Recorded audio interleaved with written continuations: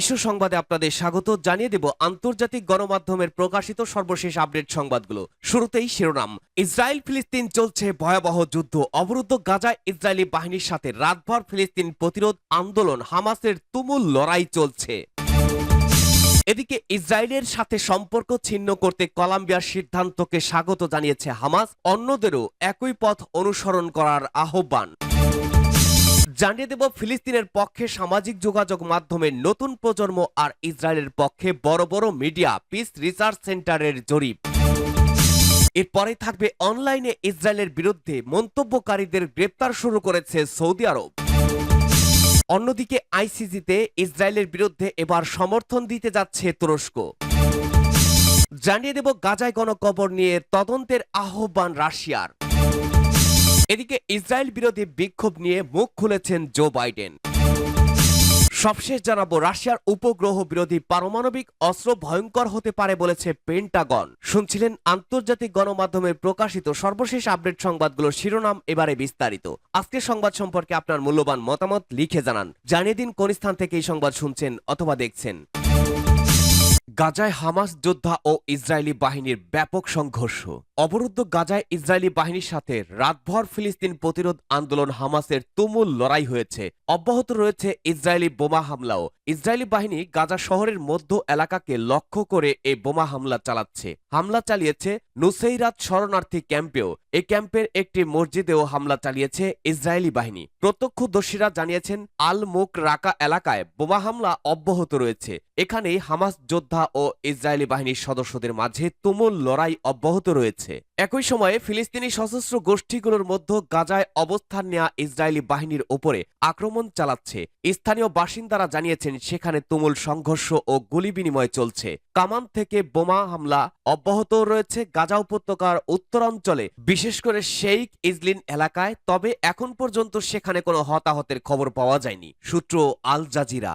ইসরায়েলের সাথে সম্পর্ক ছিন্ন করতে কলম্বিয়ার সিদ্ধান্তকে স্বাগত জানালো হামাস, অন্যদেরও একই পথ অনুসরণ করার আহ্বান। ইহুদিবাদী ইসরায়েলের সাথে কূটনৈতিক সম্পর্ক ছিন্ন করার বিষয়ে কলম্বিয়ার সরকার যে সিদ্ধান্ত নিয়েছে তাকে স্বাগত জানিয়েছে ফিলিস্তিনের ইসলামী প্রতিরোধ আন্দোলন হামাস। ইসরায়েলের সাথে কলম্বিয়া সরকারের সম্পর্ক ছিন্ন করার কথা উল্লেখ করে সংগঠনটি অন্য দেশগুলোকেও একই পথ অনুসরণের আহ্বান জানিয়েছে। বৃহস্পতিবার এক বিবৃতিতে হামাস বলেছে, কলম্বিয়ার এই সিদ্ধান্ত ফিলিস্তিন জনগণের আত্মত্যাগ এবং তাদের ন্যায্য অবস্থানের বিজয়। ফিলিস্তিনের শেহাব বার্তা সংস্থা এই খবর দিয়েছে। দক্ষিণ আমেরিকার দেশগুলো সহ বিশ্বের সমস্ত দেশকে ফ্যাসিস্ট ইসরায়েল সরকারের সাথে সম্পর্ক ছিন্ন করার আহ্বান জানিয়ে হামাস বলেছে, ফিলিস্তিনিদের ওপরে হত্যাকাণ্ড অব্যাহত রেখে ইহুদিবাদী ইসরায়েল আন্তর্জাতিক আইন ও রীতিনীতি লঙ্ঘন করছে। গতকাল কলম্বিয়ার প্রেসিডেন্ট গোস্তাভো পেট্রো ইসরায়েলের সাথে সম্পর্ক ছিন্ন করার কথা ঘোষণা করেন। মে দিবস উপলক্ষে রাজধানী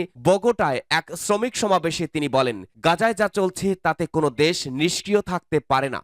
ফিলিস্তিনের পক্ষে সামাজিক যোগাযোগ মাধ্যমে নতুন প্রজন্ম আর ইসরায়েলের পক্ষে বড় বড় মিডিয়া পিস রিসার্চ সেন্টারের জরিপ। গত এপ্রিলে প্রকাশিত একটি জরিপে দেখা গেছে, যুক্তরাষ্ট্রের নতুন প্রজন্ম তাদের পুরনো প্রজন্মের বিপরীতে ইসরায়েলিদের তুলনায় ফিলিস্তিনিদের সম্পর্কে বেশি ইতিবাচক দৃষ্টিভঙ্গি পোষণ করে। সাম্প্রতিক পিস রিসার্চ সেন্টারের জরিপের ফলাফলে দেখা গেছে, আমেরিকার তরুণ প্রজন্ম ইসরায়েলিদের চেয়ে ফিলিস্তিন জনগণের প্রতি বেশি সহানুভূতিশীল। জরিপ অনুযায়ী 30 বছরেরও কম বয়সী আমেরিকানদের 1/3 বলেছেন যে তারা সম্পূর্ণভাবে বা বেশিরভাগ ফিলিস্তিন জনগণের প্রতি সহানুভূতিশীল, আর মাত্র 14% ইসরায়েলিদের প্রতি সহানুভূতিশীল। এছাড়াও এই জরিপ অনুসারে তরুণ আমেরিকানরা ইসরায়েলিদের চেয়ে ফিলিস্তিন জনগণের পক্ষে বেশি অনুকূলে দৃষ্টিভঙ্গি পোষণ করে। এই সমীক্ষার ভিত্তিতে 30 বছরেরও কম বয়সী 10 জন আমেরিকানের মধ্যে 6 জন ফিলিস্তিন জনগণের প্রতি ইতিবাচক দৃষ্টিভঙ্গি পোষণ করে, অর্থাৎ 46% ইসরায়েলিদের প্রতি ইতিবাচক দৃষ্টিভঙ্গি পোষণ করে। সাম্প্রতিক বছরগুলোতে আমেরিকান তরুণদের মধ্যে ইসরায়েলিদের ব্যাপারে নেতিবাচক দৃষ্টিভঙ্গি তীব্রতর হয়েছে। 2019 সাল থেকে 30 বছরেরও কম বয়সী ব্যক্তিদের মধ্যে ইসরায়েলিদের প্রতি অনুকূল দৃষ্টিভঙ্গি 17% কমেছে। এই জরিপ অনুসারে আমেরিকানদের পুরনো প্রজন্মের তুলনায় বর্তমান প্রজন্ম ইসরায়েলের দিকে বেশি ঝুঁকছে। বর্তমান গবেষণা অনুসারে এর অন্যতম কারণ আগের ও বর্তমানের দুই প্রজন্মের তথ্যর উৎসের পার্থক্য। পুরনো প্রজন্মের লোকেরা তথ্য জানার জন্য আমেরিকা প্রভাবশালী মহলের দ্বারা নিয়ন্ত্রিত ও তাদের উৎপাদিত টেলিভিশন, নিউজ নেটওয়ার্ক এবং সংবাদপত্রের ওপরে নির্ভরশীল ছিল। কিন্তু এখনকার প্রজন্মের মানুষ কোনো মাধ্যম ছাড়াই সরাসরি সামাজিক যোগাযোগ নেটওয়ার্কগুলো থেকে তথ্য পায়, যেগুলি স্বাভাবিকভাবেই অনেক বেশি স্বাধীন। গাজার ফিলিস্তিনি জনগণের ওপরে ইসরায়েলের ব্যাপক হামলার পরিপ্রেক্ষিতে এই জরিপ চালানো হয়। গত বছরের 7 অক্টোবর থেকে বেশ কয়েকটি পশ্চিমা দেশের পূর্ণ সমর্থনে ইসরায়েল গাজা উপত্যকা এবং জর্ডান নদীর পশ্চিম তীরে ফিলিস্তিন জনগণের বিরুদ্ধে নতুন করে ব্যাপক আগ্রাসন ও গণহত্যা শুরু করে। সর্বশেষ রিপোর্ট অনুযায়ী গাজায় ইসরায়েলের হামলায় 34,000-এরও বেশি ফিলিস্তিন শহীদ হয়েছে, 77,000-এরও বেশি আহত হয়েছে এবং 10,000-এরও বেশি নিখোঁজ রয়েছে। ইসরায়েল 1917 সালে ব্রিটিশ ঔপনিবেশিক শক্তির পরিকল্পনা অনুযায়ী বিভিন্ন দেশ থেকে ইহুদিদের অভিবাসনের মাধ্যমে, যাদের বেশিরভাগ ইউরোপীয়, তাদেরকে ফিলিস্তিন ভূমিতে আনা হয়েছিল এবং 1948 সালে ইসরায়েল রাষ্ট্রের অস্তিত্বের ঘোষণা দেওয়া হয়েছিল। তারপর থেকে ফিলিস্তিনিদের ওপরে গণহত্যা এবং তাদের সমগ্র ভূমি দখলের জন্য প্রচেষ্টা শুরু করে ইসরায়েল। ইসলামী প্রজাতন্ত্র ইরান সহ বিশ্বের অনেক দেশ ইসরায়েলের বিলুপ্তি এবং ইহুদিদের তাদের মূল দেশে ফিরে আসাকে এই সমস্যা সমাধানের একমাত্র উপায় বলে মনে করে। ইরান বিশ্বাস করে যে ফিলিস্তিন জনগণ এই ক্ষেত্রে সিদ্ধান্ত গ্রহণকারী হওয়া উচিত এবং একটি গণভোটের মাধ্যমে নির্ধারণ করা উচিত যে তারা এই ইহুদি অভিবাসীদের গ্রহণ করতে চায় কিনা। অনলাইনে ইসরায়েলের বিরুদ্ধে মন্তব্যকারীদের গ্রেপ্তার করছে সৌদি। সোশ্যাল মিডিয়ায় ইসরায়েল হামাস যুদ্ধ সম্পর্কিত পোস্টের জন্য নাগরিকদের গ্রেপ্তার করা শুরু করেছে আরব বিশ্বের নেতা সৌদি আরব। দেশটি ইতিমধ্যে দখলদার ইহুদি রাষ্ট্রের সাথে কূটনৈতিক সম্পর্ক স্থাপনে সম্মত হওয়ার জন্য প্রস্তুতি নেওয়ার ইঙ্গিত দিয়েছে যদি ফিলিস্তিন রাষ্ট্রের প্রতিশ্রুতি দেওয়া হয়। অনলাইন মন্তব্যের জন্য এমনকি 10 বছরেরও বেশি বয়সীদেরকেও আটক করা এবং বাক স্বাধীনতা এবং রাজনৈতিক মত প্রকাশের ওপরে নিষেধাজ্ঞা সৌদি আরবের স্বাভাবিক বিষয়। রিয়াদ ভিত্তিক কূটনৈতিক এবং মানবাধিকার গোষ্ঠীগুলোর মতে হামাসের দ্বারা 7 অক্টোবর ইসরায়েলে মারাত্মক আক্রমণ এবং পরবর্তী ঘটনার সাথে বিশেষভাবে জড়িত নিরাপত্তা উদ্বেগের কারণে গ্রেফতারের সংখ্যা বাড়ছে। সূত্র ব্লুমবার্গ। আইসিজেতে ইসরায়েলের বিরুদ্ধে সমর্থন দেবে তুরস্ক। আন্তর্জাতিক বিচার আদালত আইসিজে ইসরায়েলের বিরুদ্ধে দক্ষিণ আফ্রিকাকে আইনি সমর্থন দেবে তুরস্ক। বুধবার 1 মে পররাষ্ট্রমন্ত্রী হাকান ফিদান এক টেলিভিশন ভাষণে এমন ঘোষণা দেন। তুর্কি পররাষ্ট্রমন্ত্রী বলেন, তুরস্ক চলমান গাজার যুদ্ধে চিন্তা ভাবনা করে ইসরায়েলের বিরুদ্ধে পদক্ষেপ গ্রহণ করছে। এরই ধারাবাহিকতায় তারা আইসিজেতেও আইনি মামলায় অংশ নেবে। সেজন্য তুর্কি আইন বিশেষজ্ঞরা অধ্যয়ন করছেন কিভাবে সেখানে অংশগ্রহণ করা যায়। তুরস্কের প্রেসিডেন্ট রিসেপ তাইপ এরদোগান কর্মকর্তাদের পরিকল্পনা অনুমোদন করেছেন। এটি যোগ করে ফিদাল বলেন, তাই তুরস্ক আইসিজেতে ইসরায়েলের বিরুদ্ধে করা দক্ষিণ আফ্রিকার মামলাটিকে আইনিভাবে সমর্থন দেবে। শীঘ্রই আদালতে আমাদের পক্ষ থেকে আবেদন করা হবে। তুরস্ক এই পদক্ষেপের মাধ্যমে দক্ষিণ আফ্রিকার মামলাটিকে শক্তিশালী করার চিন্তা করছে। নিকারাগুয়া এবং কলম্বিয়াও এর আগে পৃথক আবেদনের মাধ্যমে এই মামলায় সম্পৃক্ত হওয়ার চেষ্টা করেছে, কিন্তু আদালত তাদের অনুরোধের বিষয়ে এখনো রায় দেয়নি। সূত্র মিডল ইস্ট আই। গাজায় গণকবর নিয়ে তদন্তের আহ্বান রাশিয়ার। জাতিসংঘের রাশিয়ার স্থায়ী প্রতিনিধি ভ্যাসিলি নেভেনজিয়া ইসরায়েলের অধিকৃত গাজা উপত্যকায় গণকবরের বিষয়ে একটি স্বাধীন আন্তর্জাতিক তদন্তের আহ্বান জানিয়েছেন। ছিটমহলে পাওয়া গণকবর সম্পর্কে ভয়ঙ্কর প্রতিবেদন সম্প্রতি প্রকাশিত হয়েছে। অপরাধীদের দায়ী করার জন্য একটি স্বাধীন আন্তর্জাতিক তদন্ত প্রয়োজন। তিনি জাতিসংঘের পূর্ণাঙ্গ সদস্য হিসেবে ফিলিস্তিনকে স্বীকৃতি দেওয়ার বিষয়ে জাতিসংঘের নিরাপত্তা পরিষদের প্রস্তাবে মার্কিন যুক্তরাষ্ট্র ভেটো দেওয়ার পরে জাতিসংঘের সাধারণ পরিষদের বৈঠকে বসেছিলেন। রাশিয়ার কূটনীতিক উল্লেখ করেছেন যে গাজা উপত্যকার অনেক শহর সম্পূর্ণভাবে ধ্বংস হয়ে গেছে, হাসপাতাল এবং স্কুল ধ্বংস হয়ে মাটিতে মিশে গেছে। জাতিসংঘের মহাসচিব অ্যান্তোনিও গুতেরেস মঙ্গলবার স্বাধীন তদন্তকারীদের জন্য গাজা উপত্যকার গণকবর সমাধি স্থলে অবিলম্বে প্রবেশ অধিকার দেওয়ার আহ্বান জানিয়েছেন। 7 এপ্রিল ইসরায়েলি সেনাবাহিনী দক্ষিণ গাজা থেকে 98তম ডিভিশন প্রত্যাহার করে, যার 4 মাস ধরে খান ইউনিসে অপারেশন পরিচালনা করে আসছিল।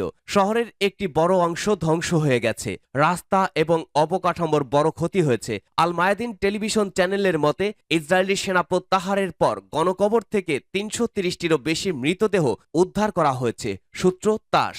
ইসরায়েল বিরোধী বিক্ষোভ নিয়ে মুখ খুললেন বাইডেন। যুক্তরাষ্ট্রের বিশ্ববিদ্যালয়গুলোতে ইসরায়েল বিরোধী বিক্ষোভ ও সংঘর্ষের বিষয়ে ক্রমবর্ধমান রাজনৈতিক চাপের মধ্যে অবশেষে মুখ খুললেন মার্কিন প্রেসিডেন্ট জো বাইডেন। বৃহস্পতিবার গাজা যুদ্ধের বিষয়ে ক্যাম্পাসগুলোর অস্থিরতার বিষয়ে তার নীরবতা ভেঙে বলেছেন, আমেরিকানদের বিক্ষোভ দেখানোর অধিকার আছে, কিন্তু সহিংসতা প্রকাশ করার নয়। হোয়াইট হাউসে বাইডেন বলেছেন, বিক্ষোভ করার অধিকার আছে, কিন্তু বিশৃঙ্খলা সৃষ্টি করার অধিকার নেই। সাম্প্রতিক সময়ে সংবাদ মাধ্যমে বিশ্ববিদ্যালয়গুলোর অস্থিরতার কারণে সমালোচনার মুখে পড়েছেন বাইডেন। নিজে চুপ থেকে এ বিষয়ে কথা বলার জন্য দায়িত্ব তার মুখপাত্রদের ওপরে ছেড়ে দিয়েছিলেন মার্কিন প্রধান। গাজায় ইসরায়েলি হামলার প্রতিবাদে গত কিছুদিন ধরে যুক্তরাষ্ট্রের কলেজ ও বিশ্ববিদ্যালয় ক্যাম্পাসে বিক্ষোভ শুরু হয়। বিক্ষোভ শুরুর পর থেকে পুলিশ এই পর্যন্ত ১৫০০-এর বেশি মানুষকে গ্রেপ্তার করেছে। মঙ্গলবার লস অ্যাঞ্জেলেসের ইউনিভার্সিটি অব ক্যালিফোর্নিয়ার UCLA ক্যাম্পাসে ফিলিস্তিন সমর্থক ও ইসরায়েল সমর্থকদের মধ্যে সংঘর্ষের ঘটনাও ঘটে। বিক্ষোভ শুরুর পর থেকে পুরো বিষয়টি নিয়ে নীরব ছিলেন প্রেসিডেন্ট বাইডেন। বৃহস্পতিবার ইউনিভার্সিটি অব ক্যালিফোর্নিয়ায় পুলিশ বিক্ষোভকারীদের তাঁবু হটিয়ে দেয় এবং তাদের ক্যাম্পাস থেকে বের করে দেয়। এর কয়েক ঘন্টার মাথায় হোয়াইট হাউসে ভাষণ দেন বাইডেন। বাইডেন তার ভাষণে বলেন, সহিংস প্রতিবাদের সুরক্ষা দেওয়া হয় না, প্রতিবাদ হবে শান্তিপূর্ণ। সম্প্রতি ধ্বংস করা শান্তিপূর্ণ প্রতিবাদ নয়। ভাঙচুর, অনুপ্রবেশ, জানালা ভাঙা, ক্যাম্পাস বন্ধ করে দেওয়া, ক্লাস এবং গ্রাজুয়েশন বাতিল করতে বাধ্য করা কোনোটি শান্তিপূর্ণ প্রতিবাদ নয়। তিনি বলেন, আসলে শান্তিপূর্ণ প্রতিবাদ হলো সর্বোত্তম ঐতিহ্য, কিন্তু আমরা কোনো আইনহীন দেশ নই। শৃঙ্খলা অবশ্যই জয়ী হবে। বাইডেন বলেন, মার্কিন যুক্তরাষ্ট্র এমন কোনো কর্তৃত্ববাদী রাষ্ট্র নয় যে সমালোচকদের চুপ করিয়ে দেয়, কিন্তু শৃঙ্খলা অবশ্যই গুরুত্ব পাবে। মার্কিন প্রেসিডেন্ট বলেন, গণতন্ত্রের জন্য ভিন্নমত অপরিহার্য, কিন্তু ভিন্নমত কখনোই বিশৃঙ্খলা বা অন্যের অধিকারকে হরণ করতে পারে না, যাতে শিক্ষার্থীরা সেমিস্টার এবং কলেজের ক্লাস শেষ করতে না পারে। শৃঙ্খলা পুনরুদ্ধারে ন্যাশনাল গার্ড সৈন্যদের ডাকা উচিত কিনা জানতে চাইলে বাইডেন বলেন না। এক সাংবাদিকের প্রশ্নের জবাবে বাইডেন বলেন, নিজ দেশের বিশ্ববিদ্যালয়গুলোর এই প্রতিবাদ তার মধ্যপ্রাচ্য নীতিতে কোনো পরিবর্তন আনবে না। রাশিয়ার উপগ্রহ বিরোধী পারমাণবিক অস্ত্র ভয়ঙ্কর হতে পারে বলেছে পেন্টাগন। মার্কিন প্রতিরক্ষা বিভাগের একজন ঊর্ধ্বতন কর্মকর্তা বুধবার আইন প্রণেতাদের বলেছেন যে রাশিয়া একটি ভয়ঙ্কর উপগ্রহ বিরোধী পারমাণবিক ডিভাইস তৈরি করছে, যা সারা বিশ্বের সব দেশ এবং কোম্পানি দ্বারা পরিচালিত সমস্ত স্যাটেলাইটের জন্য হুমকি হয়ে উঠবে। আমরা যে ধারণাটি নিয়ে উদ্বিগ্ন তা হলো রাশিয়া বিকাশ করছে, এবং যদি আমরা অন্যথায় তাদের বোঝাতে না পারি, শেষ পর্যন্ত মহাকাশে একটি পারমাণবিক অস্ত্র উঠতে পারে, যা ভয়ঙ্কর অস্ত্র হবে, যা সামরিক, বেসামরিক বা বাণিজ্যিক উপগ্রহগুলির মধ্যে পার্থক্য করবে না। মহাকাশ নীতির প্রতিরক্ষা সহকারী সচিব John Plumb House Armed Services sub কমিটির শুনানিতে বলেছিলেন। তিনি বলেছিলেন যে হুমকিটি আসন্ন নয়, তবে পেন্টাগন এবং পুরো বাইডেন প্রশাসন প্রোগ্রামটি নিয়ে উদ্বিগ্ন।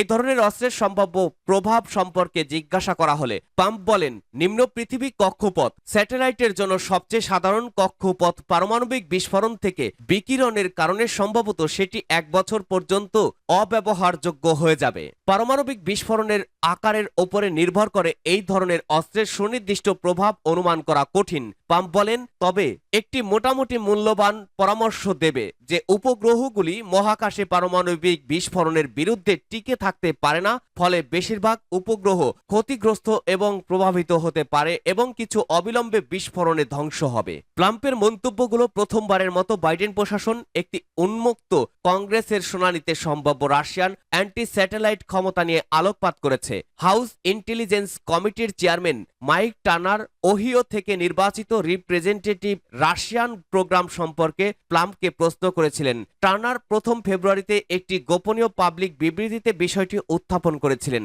হোয়াইট হাউসে একটি নামহীন গুরুত্ব জাতীয় নিরাপত্তা হুমকি সম্পর্কে তথ্য প্রকাশ করার দাবিও জানিয়েছিলেন। আইন প্রণেতাদের লিখিত সাক্ষ্যে প্লাম্প বলেন যে রাশিয়ার এই সক্ষমতা বিশ্বব্যাপী দেশ এবং কোম্পানি দ্বারা পরিচালিত সমস্ত স্যাটেলাইট, সেই সাথে অত্যাবশ্যক যোগাযোগ, বৈজ্ঞানিক, আবহাওয়া, কৃষি, বাণিজ্যিক এবং জাতীয় নিরাপত্তা পরিষেবাগুলির জন্য হুমকি হতে পারে, যার ওপর আমরা সবাই নির্ভর করি। সূত্র NBC নিউজ।